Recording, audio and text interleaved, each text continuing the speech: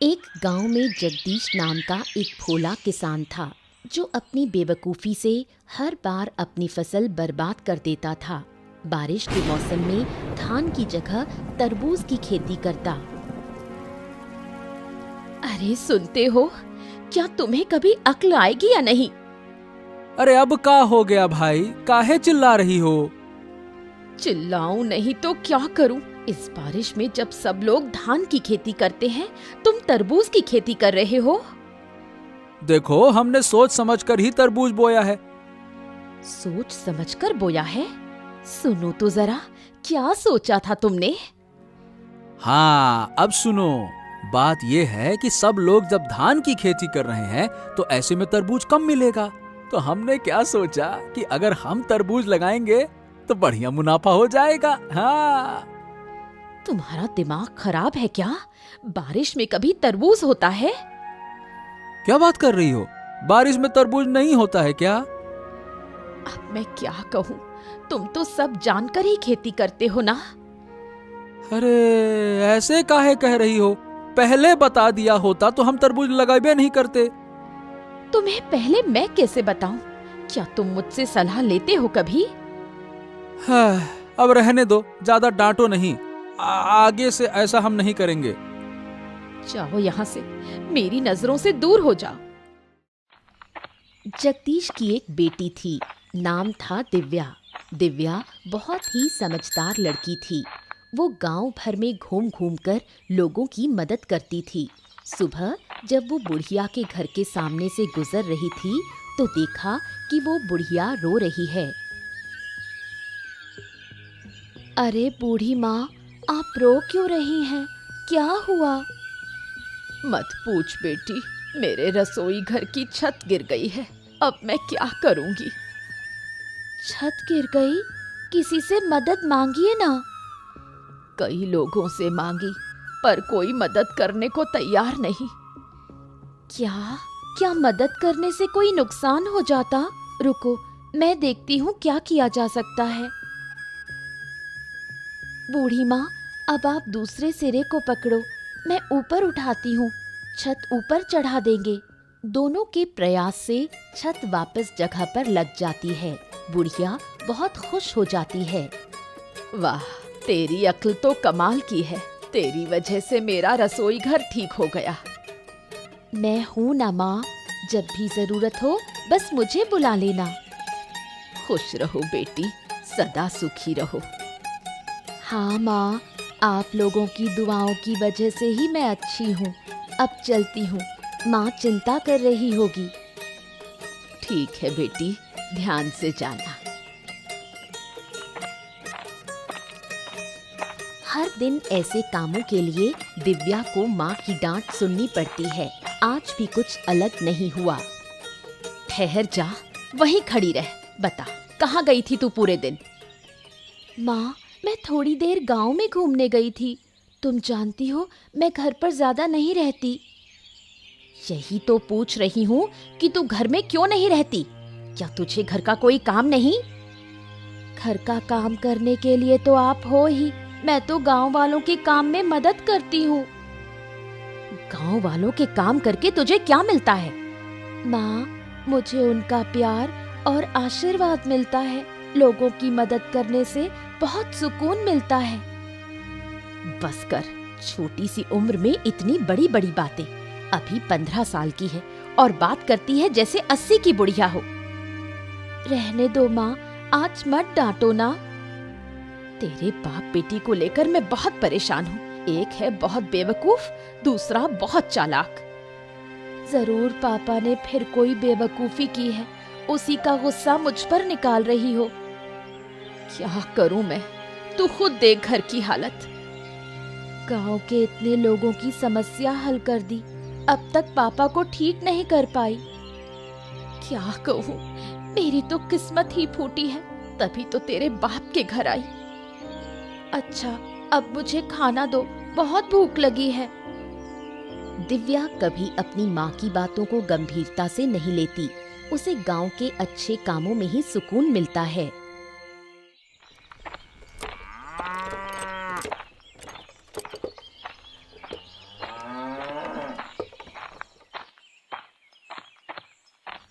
सुबह चंद्रकांत बाबू ने बुढ़िया को बुलाया, लेकिन वो नहीं आ पाई। इस बात को लेकर वो चिंतित थे। क्या हुआ बुढ़िया? मैंने तो तुझे सुबह बुलाया था ना, तू अब आ रही है? क्या मेरी बात की कोई कदर नहीं है क्या? ऐसी कोई बात नहीं बाबूजी, दरअसल मैं थोड़ी परेशानी में पड़ गई थी। परेशानी में? क्या हुआ था? मेरी रसोई की छत गिर गई थी, उसे ठीक करने में लगी रही। अच्छा, तो अब छत ठीक हो गई? हाँ हो गई। मैंने बहुतों से मदद मांगी, लेकिन किसी ने नहीं की। तो फिर तूने अकेले ठीक की? नहीं बाबूजी, मैं अकेले नहीं कर पाई, जगदीश की बेटी ने मदद की। वही छोटी सी लड़की जो दिन भर गांव में घूमती रहती है? हाँ बाबूजी, वो छोटी जरूर है, लेकिन बहुत समझदार है। गांव के लोगों की बहुत मदद करती है। ऐसा है क्या? बिल्कुल, उसके जैसा कोई और बच्चा इस गांव में नहीं। अच्छा लगा सुनकर। कभी उसकी समझदारी की भी परीक्षा लूंगा मैं। जरूर देखिए, बच्ची बहुत तेज है। जहाँ भी जाती है समाधान लेकर ही लौटती है। बुढ़िया की बात सुनकर चंद्रकांत बाबू को ईर्ष्या होती है। उसे अपनी बेटी देवांशी दिव्या के सामने बहुत छोटी लगने लगती है।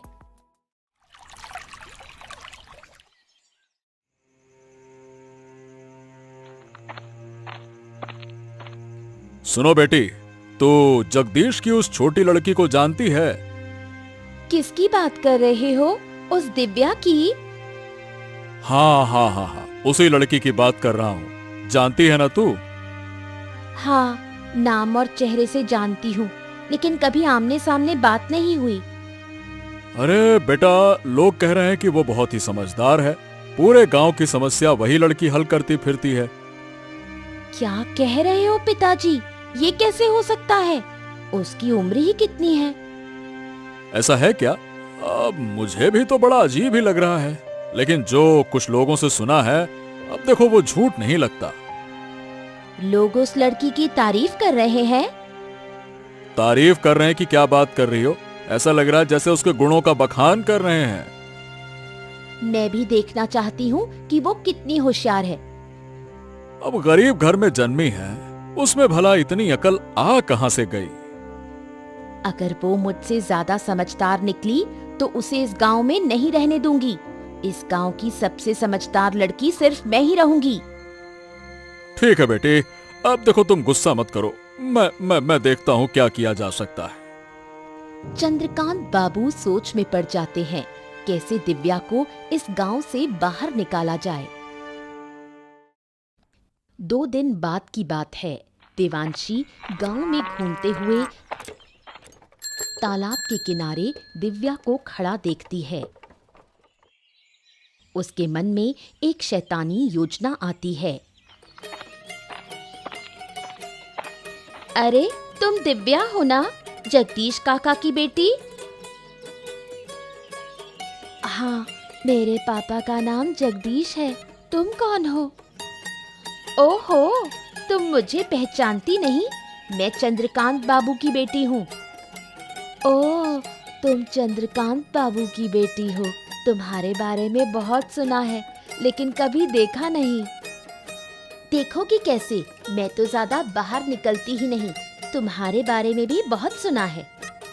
तुमसे मिलकर बहुत अच्छा लगा। सुना है तुम बहुत समझदार हो। चलो बैठकर थोड़ी बात करते हैं। देवांशी दिव्या को तालाब के किनारे बैठने के लिए कहती है, फिर उसे धक्का देकर पानी में गिरा देती है और खुद नकली कोशिश करती है उसे बचाने की। उसके चेहरे पर शैतानी मुस्कान होती है। कोई है? मुझे बचाओ, मैं डूब रही हूँ। अरे, तुम गिर गई? कैसे? मुझे तो तैरना नहीं आता। दिव्या हाथ पांव मारती है और एक पेड़ की डाली पकड़कर खुद को बाहर निकालती है। तुम ठीक तो हो ना? हाँ, मैं ठीक हूँ। अब मैं घर जा रही हूँ। इस घटना के कुछ दिन बाद जगदीश और चंद्रकांत बाबू के बीच विवाद हो जाता है।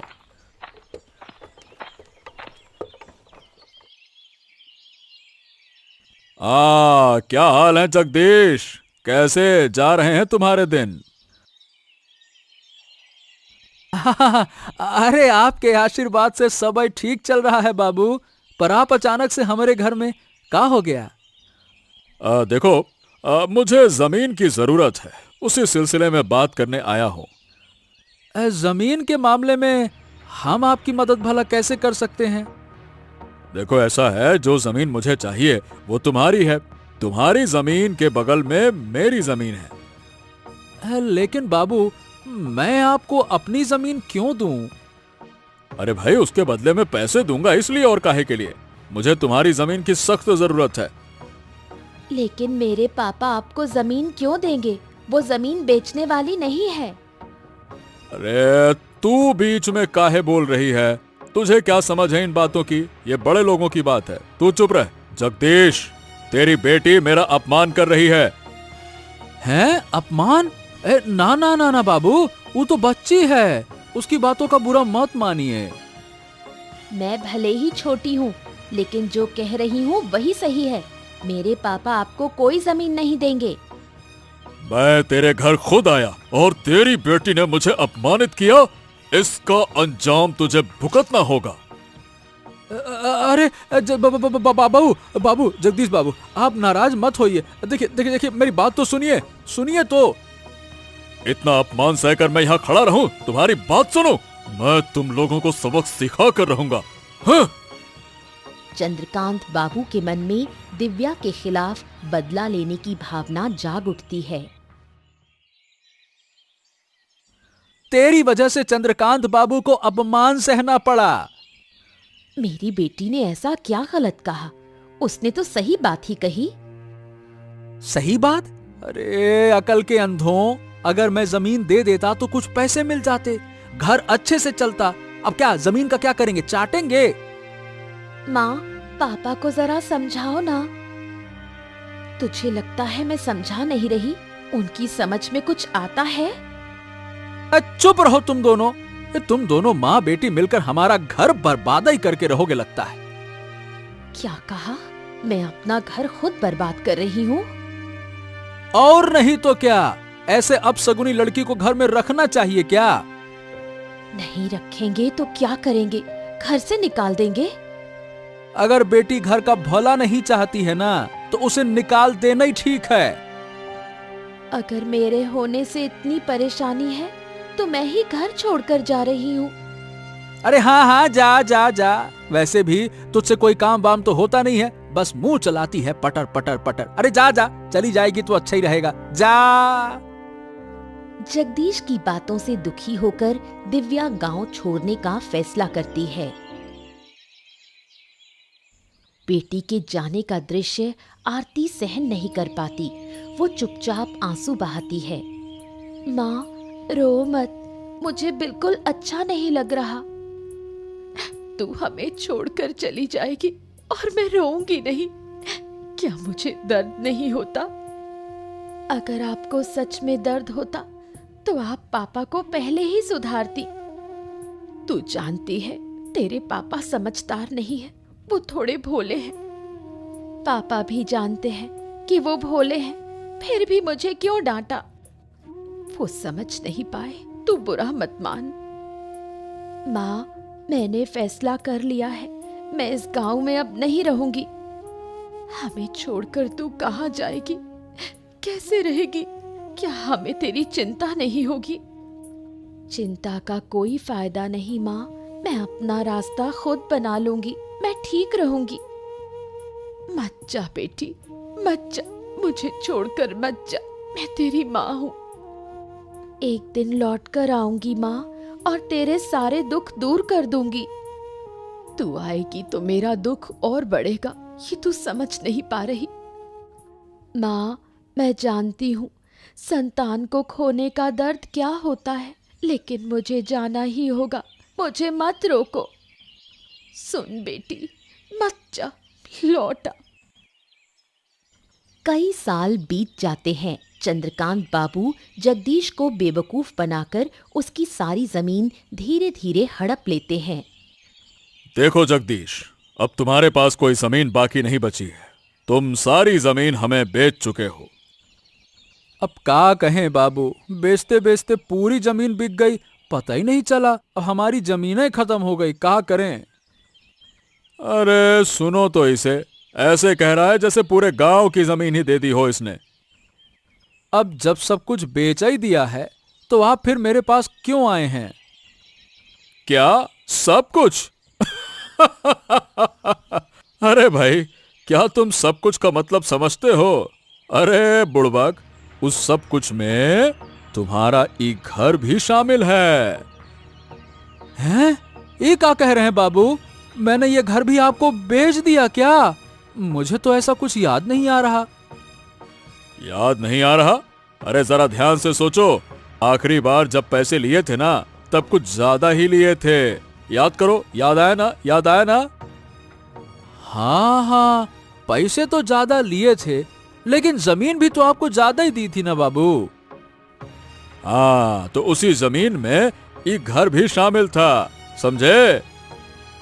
क्या बात कर रहे हैं? तो अभी घर हमको छोड़ना पड़ेगा? बिल्कुल, मैं अपनी जमीन पर तुम्हें क्यों रहने दूं? बिल्कुल नहीं रहने दे सकता। चलो। हैं? लेकिन हम ही घर छोड़ देंगे तो जाएंगे कहाँ बाबू? अरे कहाँ जाएंगे हम क्या बताएं? अरे जाओ जहां जाना है, फालतू की बात ना करो मुझसे। लेकिन यह घर छोड़ना पड़ेगा तुम्हें, समझ गए? ठीक है बाबू, हमको कुछ दिन का समय दे दीजिए, फिर हम घर खाली कर देंगे। हाँ ठीक है, जल्दी खाली कर देना। जगदीश अब भी कुछ नहीं समझ पाया। चंद्रकांत बाबू उसे देखकर मन ही मन बहुत खुश होता है और उसे कुछ दिन का समय देता है।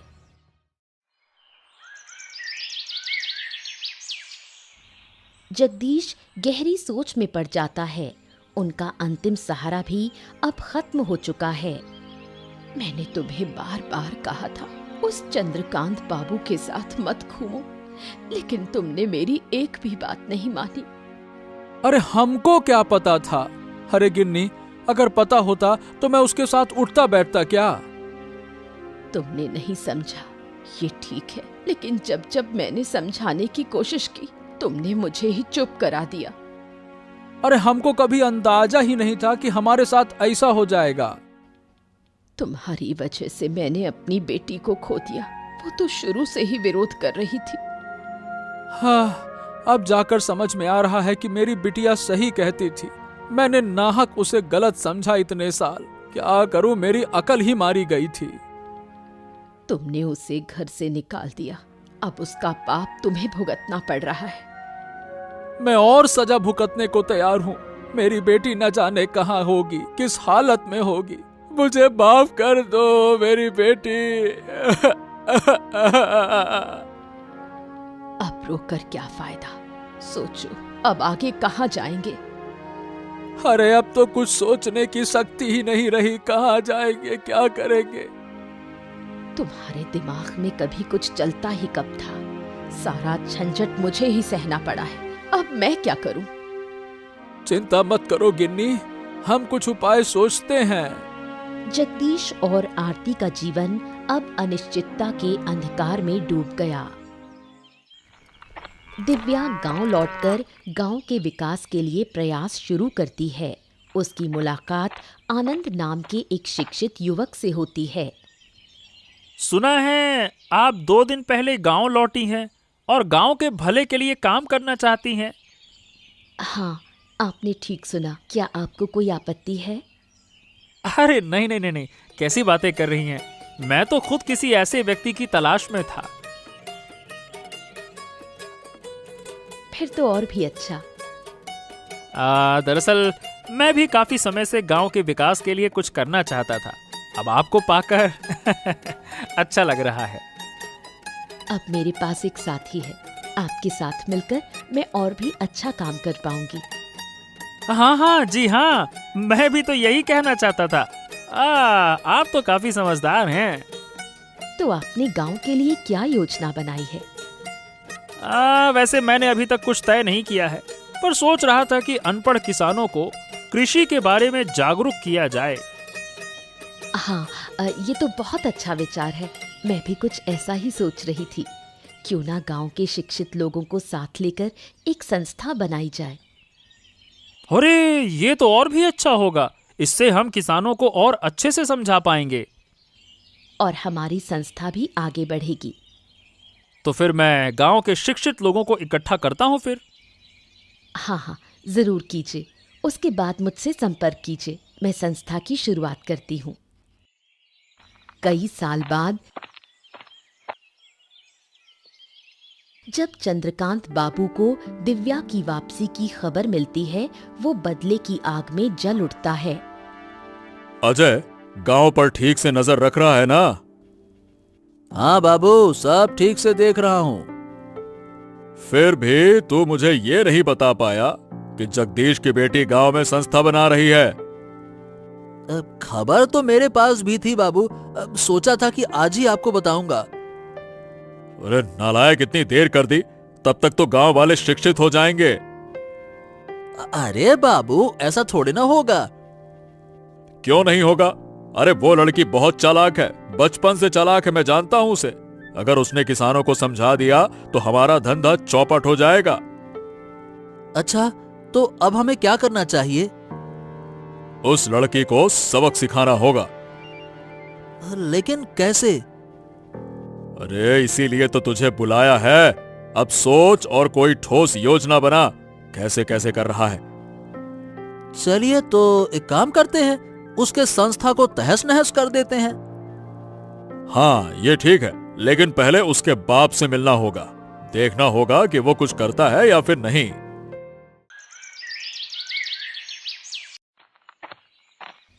जब चंद्रकांत बाबू जगदीश के घर पहुंचे तो जगदीश थोड़ा डर गया। उसने सोचा चंद्रकांत बाबू शायद उसे घर से निकालने आए हैं। प्रणाम प्रणाम बाबू। आइए आइए आइए, अंदर आइए, बैठिए बैठिए बैठिए।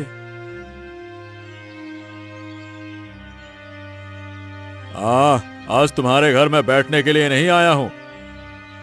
देखिए, मैंने आपसे कुछ दिन की मोहलत मांगी थी बाबू। हाँ, मैं उस बारे में पता करने भी नहीं आया हूँ। मैं तुम्हारी बेटी के बारे में बात करने आया हूँ। हैं? मेरी बेटी के बारे में? क्यों? मेरी बेटी ने फिर से क्या कर दिया? सुना है कि तुम्हारी बेटी गांव में वापस आ गई है। हाँ, मेरी बेटी वापस तो आ गई है बाबू। सुना है वो गांव के किसानों के लिए अच्छे काम कर रही है। अब देखिए बाबू, इस बारे में हमको कुछ ना पता। मैं यही बताने आया था कि अपनी बेटी को काबू में रखो, नहीं तो अच्छा नहीं होगा। हाँ बाबू, सही बताएं तो वो क्या कर रही है, हमको इस बात का कोई अंदाजा नहीं है। अंदाजा नहीं है तो क्या हो गया? बेटी को काबू में रखने के लिए अंदाजा जरूरी नहीं होता है। तुम कहो और वो मान जाएगी, बस। क्या कहें बाबू, मेरी बेटी ने तो पहले कभी मेरी बात मानी नहीं, तो अब कैसे मानेगी? वो समस्या मेरी नहीं है। तुम उसके बाप हो और वो तुम्हारी बात मानेगी। मुझे बस तुम्हें सूचना देनी थी, मैंने दे दी। लेकिन बाबू, अगर वो गांव के भले के लिए काम कर रही है तो इसमें समस्या क्या है? हमको ये समझ में नहीं आ रहा। अरे क्या कहें, वो जानने से तुम्हें कोई फायदा नहीं है। अगर सीधी बात है कि उसे नहीं रोका तो वो अपनी जान से हाथ धो बैठेगी। बस कह दिया मैंने। अपनी बेटी की बात सुनकर जगदीश अब मन ही मन ठान लेता है कि वो अपनी बेटी को किसी हाल में नुकसान नहीं होने देगा। गांव भर में जगदीश की बेटी की तारीफ सुनकर जगदीश और आरती गर्व महसूस करते हैं। देखा, मैंने कहा था ना कि हमारी बेटी एक दिन अच्छा काम करेगी। गांव के लोग उसे सम्मान देंगे। हाँ, अब तो मैं भी देख रहा हूँ, लेकिन पहले मुझे यकीन नहीं था। तुम्हारे अविश्वास की वजह से ही वो हमें छोड़कर चली गई थी। तुम्हारी बेटी इतनी समझदार है कि हमें छोड़कर भी सफल होकर लौट आई है। मुझे अपनी बेटी पर कितना गर्व हो रहा है, ये मैं बता नहीं सकती। मुझे भी कम गर्व नहीं है अपनी बिटिया पर। अरे गांव में निकलते ही सब लोग कहते हैं, वो देखो दिव्या के पापा जा रहे हैं। तो फिर मानते हो कि मेरी बेटी अच्छा काम कर रही है? हाँ, कर तो रही है, लेकिन अब लोग उसे रोकने के लिए उठ खड़े हुए हैं। वो लोग उससे जलते हैं, लेकिन मैं अपनी बेटी को कोई नुकसान नहीं होने दूंगी। अब मैंने भी मन बना लिया है भाग्यवान, जो हमारी बेटी को नुकसान पहुंचाएगा उसको हम छोड़ेंगे नहीं। देखो, चंद्रकांत बाबू का साथ मत देना। मेरी बेटी शुरू से ही सही थी। मैं समझ नहीं पाया ना गिन्नी, यही तो मेरी गलती थी। अब क्या कहें। अब इन बातों को छोड़ो, अब हमें अपनी बेटी को बचाना है। चलो कोई बात नहीं, तुम चिंता न करो, मैं उसे हर हाल में बचाऊंगा। आखिर हमारी बेटी है वो।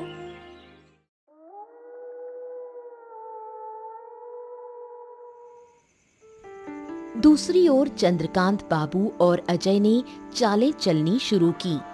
सुन अजय, इस बार योजना मजबूत होनी चाहिए। वो लड़की बहुत चालाक है। सिर्फ चालाक नहीं, वो बहुत होशियार भी है। हम कुछ भी करें वो अपनी समझ से बच निकलती है। इसलिए तो कह रहा हूं, इस बार सख्त तैयारी होगी। तो फिर बताइए बाबू, क्या किया जाए अब? पहले कुछ लोगों को इकट्ठा करो, फिर उसके संस्था को तोड़ डालो। तो चलिए बाबू, कल ही हमला करते हैं। हाँ, कल ही करना होगा, अब और देर नहीं की जा सकती। अगर गांव वाले बीच में आ गए तो उन्हें गांव से निकालने की धमकी देंगे। कोई और बीच में फिर नहीं आएगा। लेकिन उस लड़की के साथ हमारे गांव का आनंद भी है, उससे थोड़ा डर लगता है। लोग उसे बहुत मानते हैं। अगर आनंद बीच में आया ना, तो उसे भी खत्म कर देंगे। ठीक है बाबू, ये हुई ना बात। किसी भी हालत में ये काम रुकना नहीं चाहिए, नहीं तो मैं किसानों की जमीन हथिया नहीं पाऊंगा। सुबह होते ही चंद्रकांत बाबू, अजय और उनके लोग सभा घर पहुंचते हैं, हाथों में डंडे और हथियार। ये क्या बाबू, आप लोग यहाँ हथियार लेकर क्यों आए हैं? क्या मकसद है आपका? जो काम तुम लोग कर रहे हो वो गांव के भले के लिए नहीं है। इसे अभी के अभी बंद करो। ये काम गांव के भले के लिए नहीं है, ये आपसे किसने कहा? या फिर ये काम आपके धंधे के लिए खतरा बन गया है? रोज जबान लड़ाती है। अजय, देख क्या रहा है? इस सभा घर को तोड़ डाल, चल। अगर हिम्मत है तो आइए, हम तुम्हारे हाथ तोड़ डालेंगे। अब दिव्या के सामने ढाल बनकर खड़े हो जाते हैं जगदीश। चंद्रकांत बाबू गुस्से में भड़क उठते हैं। खबरदार बाबू, अब तक आपने हमारे परिवार को बहुत नुकसान पहुंचा दिया। अगर आज हमारी बेटी को कुछ हुआ ना, तो आपको हम लटा के ऐसा मारेंगे, क्या कहें फिर। छोड़ दो अब उसको, बहुत हो गया।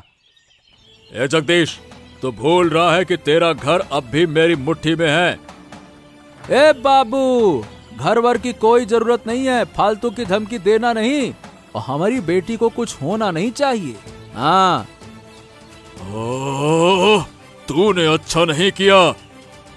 अपने आदमियों को पकड़ो और चुपचाप निकल जाओ, नहीं तो आपको कुचलने में एक पल नहीं लगाऊंगा।